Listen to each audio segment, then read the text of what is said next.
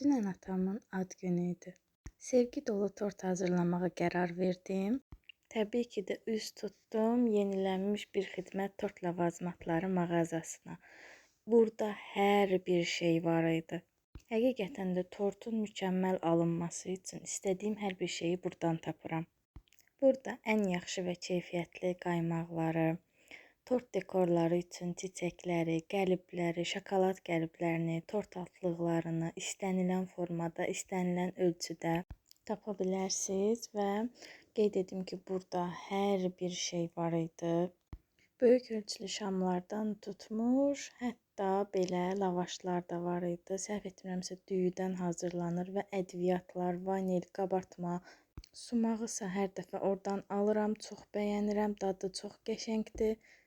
Bir sözlə ağlınıza gələ biləcək və gələ bilməyəcək tort üçün bütün ləvazimatlar burada var idi. Hətta burada çəki ilə satılan qoz və damla şokolad, ağı və qarası var idi. Hətta uşaqlar üçün ad günü partilərinə salfetlər, boş qablar və süfrələr də var.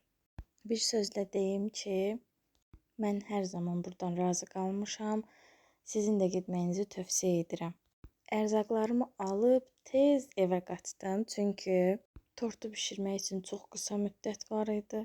3 saata həm biskviti, həm kremini, həm də tortu hazırlayıb bəzəyəcəkdim. Heç bu qədər qısa müddətdə tort hazırladığımı xatırlamıram. Düzü düşünürdüm ki, heç yaxşı çıxmayacaq, amma hamı bəyəndi. Deməli, həqiqətən də tort və yeməklər tez bazar hazırlananda çox dadlı çıxırmış. Və bəlkə də bu tort bir bəhanə idi. Əslində mən bu anı yaratmaq istəyirdim. Atam, nəvələri, gülüş səsləri və birlikdə bölüşülən xatirələr. O an nə şəkil, nə video, sadəcə ürəkdə qalan bir xatirə olsun deyə. Allah bütün valideynləri var eləsin. Dünyadan keçənlərə isə rəhmət diləyirəm. Hələlik.